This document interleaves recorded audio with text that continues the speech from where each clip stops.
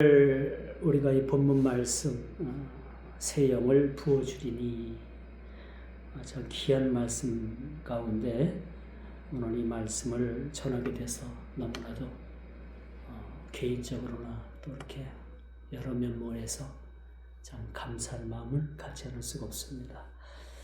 오늘 본문 이야기가 벌써 1절부터 산 이야기가 나오죠. 산.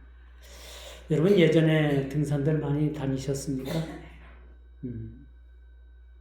등산들 그렇게 많이 다니신 분들도 많이 있고 또 등산을 통해서 그렇게 산을 접해보면은 참 겸손한 마음을 갖지 않을 수가 없어요. 그 거칠고 높은 산을 올라가면서 또 정상에 올랐을 때 물론 정상에 올랐다는 기쁨도 있지만 산을 오르면서 한 가지 공통점은 내 자신이 이렇게 낮아지고 겸손해지는 걸 느껴져요. 나는 이 하나님께서 만드신 그 위대한 그런 자연 앞에서 나는 너무나도 초라하고 나는 너무나도 참 한 점에 티끌만도 못한 그런 모습이 발견됨으로 인해 가지고 참 하나님께서 만드신 이 자연은 위대함을 다시 한번 그렇게 찬양을 하게 됩니다. 서울 근교에 가면 북한산이라는 곳이 있어요. 제가 한 번인가 두 번 정도 그렇게 간 기억이 있습니다만 이 산이 서울 시민들에게 아주 굉장히 그렇게 유익을 주는 그런 산 중에 산이라고 볼 수 있습니다. 주말만 되면 그 북한산에 이 서울 시민들을 비롯해서 많은 사람들이 그 북한산, 근교에 있는 불안산, 또 여러 근교에 있는 산들이 많이 있죠. 이런 산을 오르는 그런 모습을 보면서 사람들의 관심이 산을 오르면서 건강이 또 건강을 회복하고 또 이 자연의 그런 아름다움과 위대함을 통해서 우리가 하나님의 살아계심 또 그 일들을 통해서 하나님께 영광을 올려드린다라고 볼 수가 있습니다. 여러분 우리가 잘 아는 알프스 산이 있죠. 유럽의 아주 유명한 산이기도 합니다. 이 산맥은 독일로부터 시작해가지고 이것이 유럽 전체에 쭉 그것이 체코, 그 다음에 스위스, 그 다음에 프랑스에 걸쳐가지고 큰 산맥을 지르고 있어요. 이 산맥이 특징이 뭐냐면 그 눈이 와가지고 그것이 만년설이 됐어요. 그래서 이 독일부터 시작을 해가지고 프랑스까지 내려오면서 이 산이 쭉 그 도로를 끼고서 이 산이 그렇게 아주 장관을 펼쳐지게 되는데 만년설로 하얗게 뒤덮인 그런 아주 유명한 산이 바로 알프스 산입니다. 그래서 우리는 늘 이렇게 산들과 이렇게 접하면서 살면서 저는 그렇게 개인적으로 말씀을 드렸습니다만 참 산을 보면 내 자신이 겸손해짐을 느껴지게 돼요. 이 웅장한 산 앞에서 나는 한없이 낮고 낮은 그런 내 자신을 돌아보게 합니다. 왜 제가 산을 그렇게 장황하게 설명을 하느냐? 오늘 본문 1절에 보니까 하나님께서는 이스라엘을 산으로 비유해주고 있다. 산으로 비유해주고 있는 것. 이스라엘의 대표적인 산이 어떤 산입니까? 시온산인 거예요. 시온산. 시온산은 하나님께서 임재하시는 산입니다. 그래서 이스라엘 하면 시온산에서 하나님께서 이스라엘 백성들을 만나 주셨다는 거죠. 그래서 이 산은 보통의 산이 아니에요. 우리가 등산할 수 있는 아무 때나 아무 곳에서나 올라갈 수 있는 산이 아니라 특별히 하나님께서 모세를 통해서 그 신의 산을 오르게 하시고 그 신의 산에서 하나님께서 새 계명을 모세에게 수여하는 모습을 우리가 보게 되는 것이죠. 그러므로 인해서 특별히 오늘 언급되는 이 산은 하나님께서 임재하시는 성산이라 시온산이라 그렇게 말씀드릴 수가 있는 것입니다. 그래서 우리가 이스라엘을 상징하고 있는 산들을 향해서 여호와 하나님께서는 그렇게 말씀하셔요. 오늘 선지자의 입을 통해서 뭐라고 말씀을 하시냐면 여호와의 말씀을 들으라. 이 산을 향해서 거기는 하나님께서 계시는 산입니다. 하나님께서 임재하시는 그런 상징성을 가지고 있는 산이 바로 시온 산인 거야. 그죠? 출애굽한 백성들은요, 400여 년 동안 애굽의 문화 속에 종속되어 가지고 그 이스라엘이라는 그 정체성을 다 잃어버린 거예요. 이렇게 이제 이런 모든 것을 잃어버린 백성들에게 하나님께서 이들을 새로 정화시키고 이들을 다시 하나님의 백성으로 삼고 하나님의 백성으로 그들을 살아가기 위해서는 새 계명이 필요했다는 거야. 물론 새 계명을 주노니 너희는 서로 사랑하라. 내가 너희를 사랑한 것 같이 너희도 나를 사랑하고, 나를 사랑한 것처럼 너희도 서로 사랑하라 라는 그런 계명을 우리에게 주셨습니다. 이게 십계명인 거예요. 십계명을 압축하면 뭐가 나옵니까? 압축하면은 결국은 하나님 사랑, 그렇죠? 1계명부터 4계명까지는 하나님에 대한 사랑, 5계명부터 10계명까지는 우리의 그런 인간적인 서로의 사랑을 이야기해 주고 있는 겁니다. 이렇게 모세 지도자를 통해서 하나님께서 시내 산에 오르게 하십니다. 그리고 백성들을 위한 계명을 수여해 주셨죠. 그 장소가 바로 시내 산입니다. 뭐 지금은 그 요르단 어느 땅 지역에 있다라고 얘기를 합니다만은 하나님께서 이 시내 산을 통해서 하나님께서 그 백성들에게 400년 동안에 아무것도 남아있는 것이 없었어요. 그들에게는 오로지 종의 개념, 오로지 지배받는 그런 하계층인 가장 밑바닥인 종의 신분의 그러한 모습밖에 없었던 겁니다. 이러한 백성들을 새롭게 하기 위해서 하나님께서는 모세를 통해서 시내산에 오르게 하고 그들에게 새 계명을 그들에게 수여했다라고 말씀드릴 수가 있는 거죠. 우리나라는 국토의 70%가 산으로 이루어졌어요. 평야는 고작 30%밖에 안 되죠. 그리고 70%가 산악으로 이루어졌습니다. 그렇죠? 그래서 우리나라가 꽤 명산들이 많아요. 나라 국토는 좁지만 설악산, 한라산, 그렇죠? 여러분 지리산, 그렇죠? 백두산, 또 우리 한반도에서 가장 아름답다고 하는 금강산이 있습니다. 이 금강산은요, 세계적으로도 유명해요. 우리나라에서뿐만 아니라 비록 우리가 이제 그 남북한이 분단이 돼서 금강산을 온전히 갈 수는 없지만은 이 한반도에 있는 이 금강산이 세계적인 명산이기도 합니다. 세계적으로 알아주는 산이라고 우리가 볼 수가 있는 거예요. 그래서 산 중에 산으로 으뜸인 산이 바로 금강산이다라고 이렇게 말씀드릴 수가 있습니다. 제가 찾아보니까 성경에는 16번에 걸쳐서 하나님의 성산이 그렇게 언급되고 있어요. 하나님의 성산. 시편 99편 9절에 보니까 너희는 여호와야 우리 하나님을 높이고 그 성산에서 경배할지어다. 이 산이라는 개념은요, 이 성산이라는 개념은 하나님의 임재성을 아주 강하게 그렇게 나타내고 있는 거예요. 임재하신 그 하나님께 경배하는 장소가 바로 성산이라는 얘기죠. 그러므로 이 성산에 오를 자가 누군가?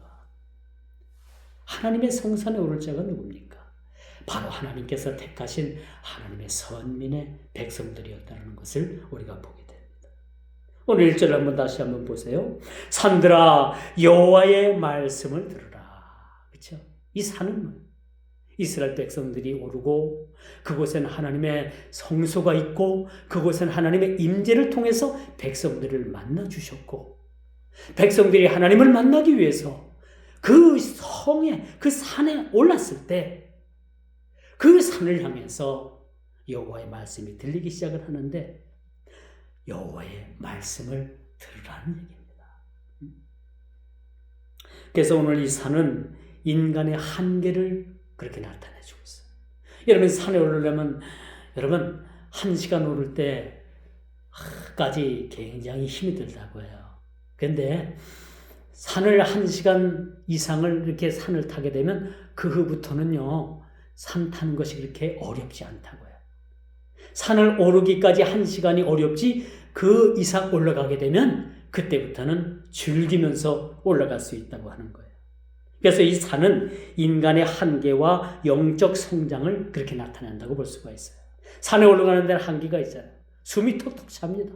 그러나 이것을 참고 오르다 보면은 우리가 어느샌가 정상에 올라갈 수 있는 그러한 자리까지 오게 되는 거죠. 이것을 우리가 영적으로 볼 땐 영적 성장이다라고 그렇게 비유할 수가 있어요. 그리고 하나님의 만남의 장소가 되는 거예요.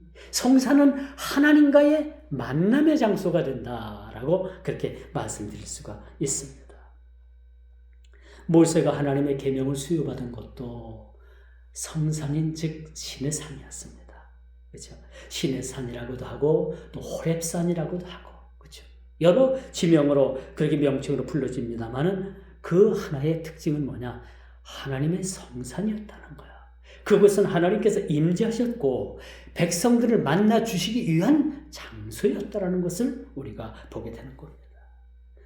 그래서 백성들이 광야를 지나는 동안 신앙의 성장의 시련을 상징하는 장소이기도 했습니다. 하나님의 성산에 오를 자가 누군가? 성산에 오르는 그 산을 오른다는 것은 그렇게 쉬운 일은 아니에요. 이 전문가들도요, 이 험악한 험산을 오를 때는 다 그 등산 장구를 그렇게 준비를 합니다. 스틱을 준비하고요, 등산화를 신고, 슬리퍼를 신고 산에 오르는 사람은 없잖아요. 등산화를 신고 간편한 등산복을 입고 또 머리에 그 모자도 쓰고 여러 가지 준비를 해서 오르게 된다고 볼 수가 있습니다. 왜 그러냐? 이것은 산은 우리가 또 하나의 상징으로서 우리가 표현하기를 시련을 얘기해 주고 있는 거예요. 우리가 산을 오르다 보면 거기서 가시덤불도 만날 수 있습니다. 산을 오르다 보면 맹수도 만날 수가 있습니다. 그렇죠? 그렇기 때문에 우리가 이 신앙의 성장이라는 것, 하나님의 성산에 오른다는 것은 시련도 포함되어 있다라는 것을 우리가 보게 되는 것이죠. 단순히 우리가 산에 오른다는 것은 단순하게 물리적 행동이 아니라 영적 출발을 우리가 의미한다라고 볼 수가 있습니다. 하나님의 성산에 오르는 그 출발점이 영적인 성장의 출발점이라는 것을 우리가 익히 알게 되는 것이죠. 그러므로 그리스도께서도요, 우리가 제자들을 다 데리고 변화산에 오른 게 아니에요. 몇몇 제자를 데리고 우리 그리스도께서, 예수님께서 변화산에 오르게 됐잖아요. 변화산에 오른다는 것은 그 영적인 세계의 시작을 제자들에게 보여준 거예요. 일부 극히 선택된 제자들에게 보여주셨잖아요. 이게 뭐냐? 하나님 나라를 보여주신 거예요. 그동안의 복음을 통해서 말씀으로 증거했던 그런 하나님 나라를 이 실제적으로 변화산 사건을 통해서 예수님께서 제자들에게 하나님 나라를 그렇게 보여주셨다는 것을 우리가 보게 되는 거예요. 이게 뭐냐면 영적 세계의 시작을 알려주는 것이라고 그렇게 말씀드릴 수 있고요. 동시에 하나님 나라를 체험하는 계기가 된 거예요. 말씀을 그들이 들었을 뿐만 아니라 그 들은 말씀을 확증하기 위해서 예수님께서 변화산을 통해서 제자들에게 하나님 나라를 그렇게 펼쳐 보여주신 것이라고 우리가 볼 수가 있는 것입니다. 그러므로 우리가 신자가 여러분 하나님의 성산에 오른다는 이 의미는, 신앙의 의미는 여러분 인내를 얘기해 주고 있는 거예요. 산에 오를 때는 인내가 필요해요. 그렇죠? 그리고 헌신이 필요합니다. 그리고 거룩한 교제와 더불어서 하나님과의 관계가 여기서 형성되는 거예요. 하나님의 성산에 오르면 반드시 거기서는 하나님께서 임재해 계시고 그 임재하신 하나님을 통해서 우리가 관계를 갖게 되는 거예요. 하나님과의 친밀한 관계. 그렇죠? 우리 신앙이라는 것은 하나님과의 관계를 떠나선 이것이 이루어질 수가 없는 거예요. 우리 성도들의 관계도, 우리 교제도 뭡니까? 관계를 통해서. 그렇죠? 껌 하나도 나눠서 그렇게 서로 껌을 씹고, 그렇죠? 우리가 좋은 음식이 아니더라도 그런 음식을 서로 나누고, 이런 데서 우리가 그런 교제가 이루어지게 되는 거죠. 하나님과의 관계도 마찬가지입니다.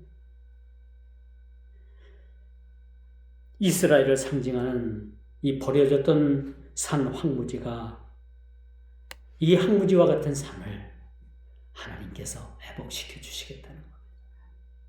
이걸 영적으로 볼 때, 오늘 본문 군성으로 볼 때 이 황무지가 됐던 이 산은 이제는 하나님께서 그 이방나라 왕인 고레스를 통해서 포로 기한에 대한 칙령을 내리게 되잖아요. 1차, 2차, 3차에 걸쳐서. 이게 바로 뭐냐? 황무지가 됐던 그 이스라엘의 그 산을 하나님께서 이젠 새롭게 하나님의 성산으로 회복시켜 주시겠다라는 말씀인 거예요. 그 포로로 잡혀왔던 이스라엘 백성들이 다시 돌아가는 그 계기가 바로 황무지가 됐던 그 산, 그 산을 하나님께서 만나주시는 성산으로 회복시켜 주시겠다라는 그런 의미를 그렇게 가지고 있다고 볼 수가 있는 겁니다. 그래서 하나님께서는 이 일을 위해서 25절, 26절을 보니까 새 영을 너에게 부어주겠다. 그렇죠? 새 영을 부어주겠다. 그들을 곧으로 돌려보낼 뿐만 아니라 이제는 다시 예루살렘을 통해서 하나님의 성전이 회복되게 하시고 그 스룹바벨 성전을 통해서 다시 한번 너희에게 새 영을 너희에게 부어주시겠다라고 그렇게 말씀해주고 있음을 우리가 보게 됩니다. 우리가 잘 아는 바 천국은 물과 성령으로 거듭나야지만이 들어갈 수 있는 것이 천국입니다. 우리가 너무나도 잘 아는 사실이죠. 천국에 들어가기 위해서 우리가 물과 성령으로 거듭나야만 되는 그러한 전제 조건이 붙게 되는 거죠. 물과 성령으로 거듭나지 않으면 우리가 천국을 들어갈 수가 없다는 것이 성경의 만고의 진리입니다. 그런데 여러분, 물과 성령으로 거듭난다는 거 어떻게 생각합니까? 이는 전적인 하나님의 은혜요 선물이라는 거예요. 우리가 세례를 받는 것도 하나님의 선물이고요, 성령의 세례를 받는 것도 하나님의 전적인 은혜요 선물이라는 사실을 우리가 알게 되는 겁니다. 어떤 교단에서는 그 성령을 받기 위해서 막 연습을 하고 방언 받는데도 연습을 하는데 이건 절대 아니에요. 우리가 연습한다고 해서 우리가 방언 받고 성령 받는 그건 아니에요. 그건 잘못된 거예요. 우리가 물과 성령으로 거듭난다는 것은 전적인 하나님의 은혜요, 전적인 하나님의 선물이라는 사실을 우리가 알게 되는 거예요. 이것은 우리 인간의 편에서 거듭나는 것도 아니고요, 내 편에서가 아니라 전적인 성령님의 간섭하심과 성령님의 역사하심을 통해서 이것이 이루어진다는 사실을 우리는 알게 되죠. 지금 대한민국은요, 국회에서 입법 전쟁이 벌어지고 있어요. 대한민국 국회의원들이 뭘 하나 봤더니 입법 전쟁을 벌이고 있어요. 서로 입법 추진해가지고 이 법을 통과시키려고. 지금 차별금지법이 국회에 발의가 돼 있어요. 그리고 요 며칠 전엔 그 진보당을 위시해서 31명의 국회의원이 국가보안법 폐지를 위한 입법 발의를 했어요. 그래서 이게 이제 국회 지금 발의를 위해서 그 결정을 위해서 넘어갔는데 우리가 이걸 위해서 기도해야 될 것 같아요. 그렇죠? 차별금지법 이거 통과되면 대한민국 그야말로 기독교 초상이 나게 됩니다. 제가 강단에서 함부로 말하지 못하고요. 이런 족쇄가 채워지는 그런 법이 여러분 이게 결의되지 않도록 여러분 우리가 기도해야 돼요. 지금 이런 지경에 우리가 와 있습니다. 이른바 체제전쟁의 끝을 보는 듯합니다. 체제전쟁.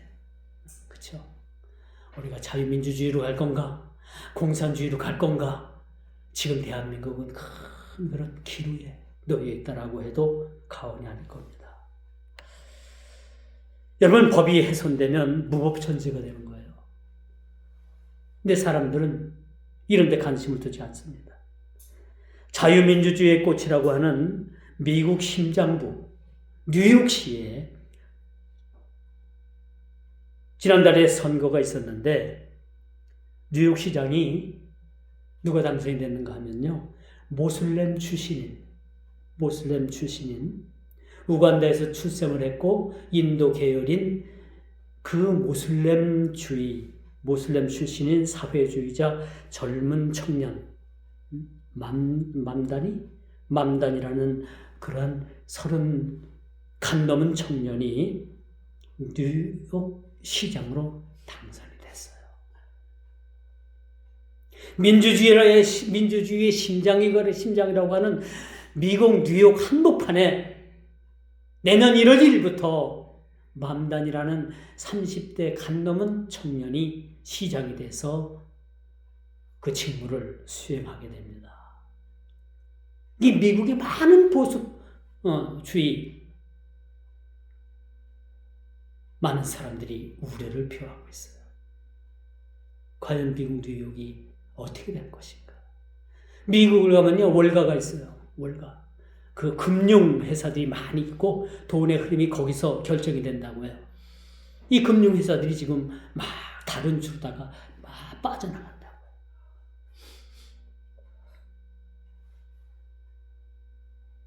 이미 체제전장은 어느 특정 지역에서만 일어나는 것이 아니라고 봅니다. 전 세계적인 문제로 봐요. 우리나라뿐만 아니라 지금 전 세계가 이 체제전쟁 때문에 아주 내홍을 앓고 있다라고 말씀드릴 수가 있어요. 오늘날 교회, 학계, 경제 어느 분야를 막론하고 이념과 사상의 대립이 아주 갈수록 심화되고 있다. 우리 또 하나의 기도 제목이 늘어난 거예요. 그렇죠? 우리가 기도하지 않으면 누가 기도하겠습니까? 누가 기도할 거예요? 그런데 여러분, 주님 오셔서 해결되지 않으면 안 될 정도로 지금 이념과 사상, 이 체제, 이 모든 것들이 너무 다 얽히고 설키고 해결받지 못할 정도의 수위까지 지금 문제가 지금 발생돼 있어요. 아마도 우리 주님 오셔서 해결하시지 않으면 안 되는 그런 상황까지 몰려있지 않나, 그런 생각을 가져보고 우리는 이를 위해서 여러분 끊임없이 나라 민족을 위해서 국회에서 올바르게 일하고 올바른 그런 법을 만들어서 이것을 법제화하는 그런 그들의 직무와 기능과 그 일들을 다 하게 해달라고 우리가 기도해야 된다는 것. 그래서 오늘 본문은 그런 얘기가 나오죠. 25절에 보니까 우리의 삶을 정결하게 하되 곧 모든 더러운 것에서와 모든 세속의 일에서 우리는 돌아서야 된다라고 말씀을 해주고 있어요. 우리가 먼저 정결해야 됩니다. 그렇죠? 우리가 먼저 더러운 곳에서와 모든 세속의 일에 있어서 우리가 그 삶을 절연하고 돌았을 때 비로소 우리가 세상을 빛으로 소금의 그런 역할을 감당할 수가 있는 맛 잃은 그런 소금으로 세상을 여러분 짜게 할 수가 없습니다. 그뿐만 아니라 이젠 죄의 정결에 이어 우리의 삶의 내적 갱신이 이루어져야 된다는 거죠. 하나님께서 고레스를 통해서 그들을 이방 땅에서 이스라엘로 돌려보내는 것뿐만 아니라 돌아가는 것으로 끝나는 것이 아니라 그들은 이제 시온을 중심으로 해서 일대 내적 갱신의 그들이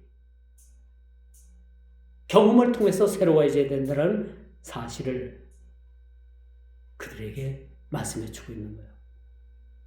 단순히 하나님께서 이스라엘을 향한 회복 사역은 단순히 그들이 기순과 죄사함만 국한되는 것이 아니에요. 우리가 예수를 믿어도 우리가 죄사함을 받고 천국만 가는 것이 우리의 사명이 아니라, 그렇죠?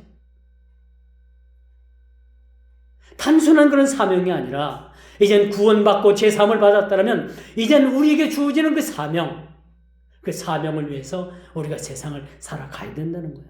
이스라엘 백성들이 고토로 돌아온 것으로 끝나는 것이 아니라 돌아가고 돌아오는 것으로 끝나는 것이 아니라 그들은 일대적인 회복, 그 회복을 통해서 그 내적 갱신을 통해서 다시금 하나님을 사랑하고 신앙의 회복을 원한다는 사실들을 우리는 본문을 통해서 확인해 봐야 되는 거예요. 돌아가고 돌아오는 것으로 끝나는 것이 아니에요. 그들이 제사함 받고 단순히 기한으로만 끝나는 것이 아니라 그들의 삶에 일대적인 그런 갱신, 내적인 그런 변화, 다시금 하나님을 열렬히 사랑할 수 있는 그런 자리까지 나아가야 된다는 것을 그렇게 보여주고 있습니다. 그러므로 우리는 우리의 삶의 전 영역에서 영적 갱신에 이르기까지 완전한 요청을 그렇게 시사한다고 볼 수가 있습니다. 우리 삶이 어디까지 가야 된다고요? 우리 삶의 전 영역에서 영적 갱신이 우리에게 이루어져야 되는 거야. 이걸 우리가 성화라고도 말씀드릴 수가 있습니다. 거듭남이라고 말씀드릴 수가 있죠. 거듭남.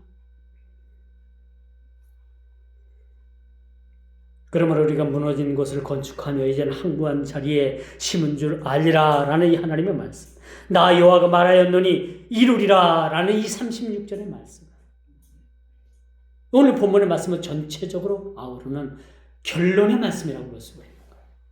하나님께서 이루시라고 그렇게 말씀해 주고 있어요.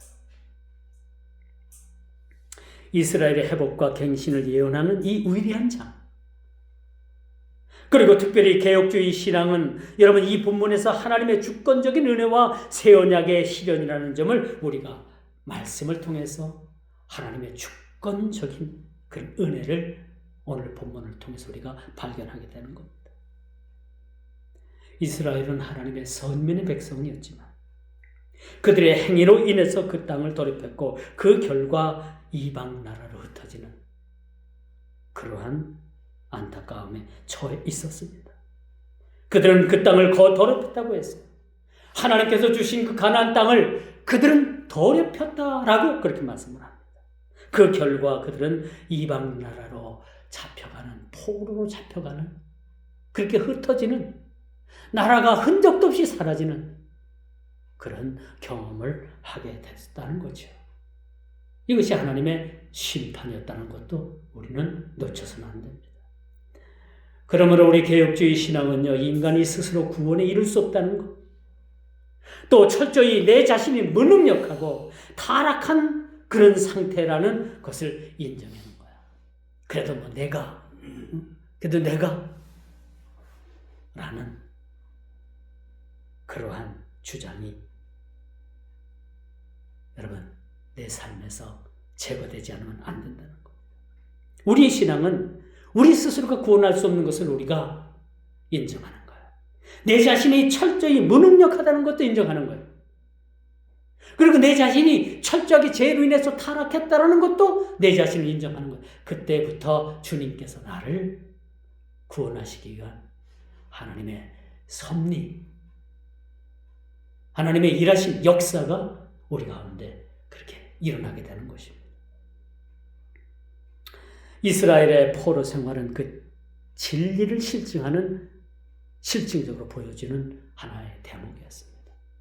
그들이 포로가 되었다는 것. 그래서 이 본문의 키워드는요, 바로 예수 그리스도를 통해서 타락한 백성들에게 주시는 새 언약과 약속입니다. 이 36장은요, 어찌 보면 하나님께서 새롭게 이스라엘 백성들에게, 포로에서 귀환하는 백성들에게 새 언약을 맺으시는 것과 마찬가지죠. 새롭게 해주실 뿐만 아니라 새 언약을 통해서 그들에게 외적인 회복뿐만 아니라 영적인 근본에 이르기까지 변화를 그렇게 해주시겠다는 그런 약속을 우리가 말씀을 통해서 보게 됩니다. 25절이죠.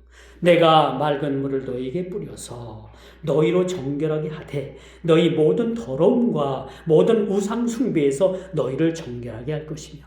이스라엘 백성들이 어디에서 넘어졌어요? 어떤 죄에서 넘어졌습니까? 우상의 죄에서 넘어진 거예요.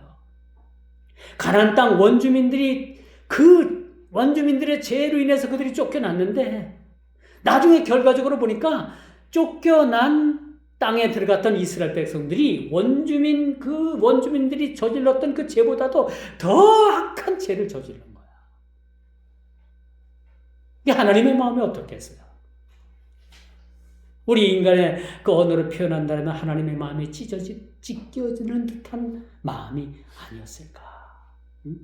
400년 동안 종살이하던 그 종된 삶을 살던 사람, 그 백성들을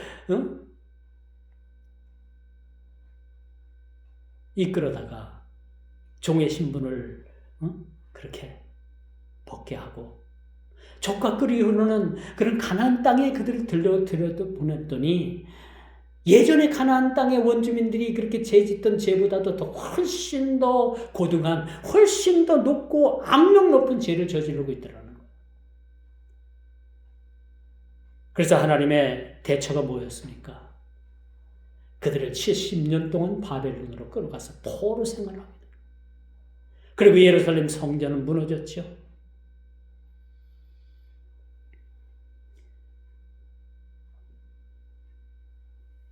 그래서 그리스도의 피를 통한 죄의 사함과 정화를 예표하는 말씀이 바로 25절부터 그렇게 또 등장을 합니다.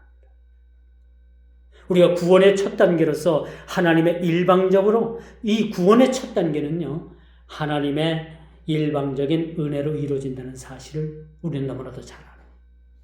여러분 구원받았다는 사실 무엇으로 여러분 표현할 수 있겠습니까? 어떤 감격이 여러분들에게 몰려옵니까? 나 구원받았어. 어떤 감동이 여러분들에게 몰려와요? 그저 뭐 당연한 거 아니야? 그런 분은 없을 거예요. 그렇죠? 나 같은 죄인도, 지옥 가서 영벌에 처할 나 같은 죄인도 하나님께서 나를 구원해 주셨단 말인가? 이런 감격이 나에게 몰려오게 되는 거예요. 그렇죠? 그리고 오직 우리의 구원은 하나님의 일방적인 은혜로 시작이 된다는 거예요. 내가 뭘 해서, 내가 협력해서, 내가 응답해서, 아니에요. 절대 아니에요. 내가 구원받았다는 것은 이 구원의 큰 틀 안에 들어가 보니까 그저 하나님께서 나를 구원하신 것밖에 없어. 나의 의를 찾아보니까 눈꼽만치도 없어. 내 생각, 내 주장, 내 의, 내가 행한 어떤 봉사, 내가 했던 헌신, 내가 했던 어떤 구제, 이런 것들을 찾아보려니까 전혀 구원과는 상관이 없다는 얘기예요. 다만 그것이 열매로 나타나는 거예요. 열매로. 천국의 상급의 열매로만 나타나는 거예요. 구원하고는 상관이 없는 거예요. 구원받은 백성들은 하나님께서 그 구원받은 백성들이 생활을 통해서 나타나는 생활의 열매가 있는 거죠. 그러므로 여러분 일방적인 은혜로 이 구원은 이루어진다는 거예요. 오늘 이 36장 말씀이 이 말씀을 전부 다 내포하고 있다는 거예요. 모두를 함축하고 있는 모습을 우리가 보게 됩니다. 이제 말씀의 결론을 맺습니다. 오늘 이 본문은 오직 은혜로 말미암는 새 언약의 복음을 강력하게 그렇게 선포하고 있어요. 오직 하나님의 은혜인 거야. 은혜. 우리가 뭘로 말할 수 있겠어요? 오직 하나님의 은혜라. 그걸로밖에 표현할 수가 없어요. 그 어떤 것도. 우리의 구원은 우리의 선행이나 그 어떤 자격 때문이 아니라는 것을 오늘 본문을 통해서 보여주고 있죠. 우리는 그리스도의 피로 정결함을 얻고 성령을 통해 돌 같은 우리 굳은 마음들이 제거가 되고 부드러운 마음을 받아 자발적으로 하나님을 따르는 새 언약의 백성이 되었다. 이게 구약의 이스라엘, 포로에서 돌아간 이스라엘 백성들에게 새 언약을 주시는 이 말씀인 동시에 오늘을 사는 21세기를 사는 저와 여러분들에게도 똑같이 적용되는 이 말씀이라는 것을 우리는 보게 되는 거예요. 새 언약의 백성이 된 거예요. 저와 여러분들.